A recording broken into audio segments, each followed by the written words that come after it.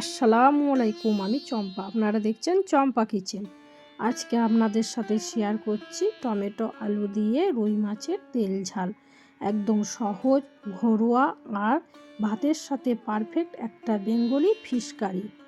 টমেটোর হালকা টক আর আলু নরম স্বাদে রুই মাছের তেল ঝাল হয়ে ওঠে আরও বেশি টেস্টি। যারা সিম্পল বেঙ্গলি ফিশ রেসিপি খুঁজছেন তাদের জন্য এই রেসিপিটা একবার অবশ্যই ট্রাই করা উচিত। চলুন শুরু করা যাক আজকের রেসিপি। আমি নিয়ে নিয়েছি এখানে রুই মাছটা ভালো করে কেটে ধুয়ে একটা জায়গার মধ্যে রেখে দিয়েছি। এবার দিয়ে দিলাম রুই মাছের মধ্যে নুন পরিমাণ মতন হলুদ। নুন আর হলুদ দিয়ে মাছটা ভালো করে মেখে ম্যারিনেট করে রেখে দিলাম এখানে 10 মিনিটের জন্য। এবার আমি চাপিয়ে দেবো গ্যাসে কড়াইয়ে দিয়ে দিলাম পরিমাণ মতন সর্ষে তেল। তেলটা যখন গরম হয়ে গেল একটা একটা করে মাছগুলো দিয়ে আমি এবার ভেজে নেব। লাল লাল করে মাছগুলো আমি ভেজে নিচ্ছি। খেয়াল রাখবেন বেশি ভাজবেন না, তাহলে মাছ থাকবে নরম আর জুসি। লাল লাল করে ভেজে আমি একটা জায়গার মধ্যে তুলে রেখে দিলাম। এবার আমি ওই কড়াইয়ের মধ্যেই দিয়ে দিলাম পরিমাণ মতন সর্ষে তেল। তেলটা যখন গরম হয়ে গেল দিয়ে দিলাম এখানে 1 চামচ কালো জিরে ফোড়ন আর দিয়ে দিলাম একটা পেঁয়াজ ছোট ছোট করে কেটে রেখেছিলাম। তেলের মধ্যে পেঁয়াজটা ভালোভাবে লাল করে ভেজে নেব। দিয়ে দিলাম এখানে 1 চামচ নুনটা দিয়ে আবারও 2-4 বার নাড়াচাড়া করে নেব।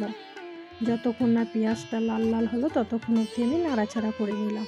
আর দিয়ে দিলাম 1 চামচ আদা রসুন বাটাটাও পেঁয়াজের সাথে ভালোভাবে কষিয়ে নেব। দিয়ে দিলাম এখানে 1 চামচ হলুদ গুঁড়ো, লঙ্কা গুঁড়ো, জিরে গুঁড়ো আর ধনে গুঁড়ো। মশলাটা পরিমাণ মতো নিয়ে তেলের সাথে আমি ভালোভাবে কষিয়ে নেব। ওপর থেকে দিয়ে দিলাম কেটে রাখা একটা আলুটাও মশলার সাথে ভালোভাবে কষিয়ে নেব। নিয়ে এখানে দিয়ে দিলাম অল্প একটু পানি, যাতে না মশলাটা ধরে যায়। আবারও 2-4 বার আমি নাড়াচাড়া করে নেব।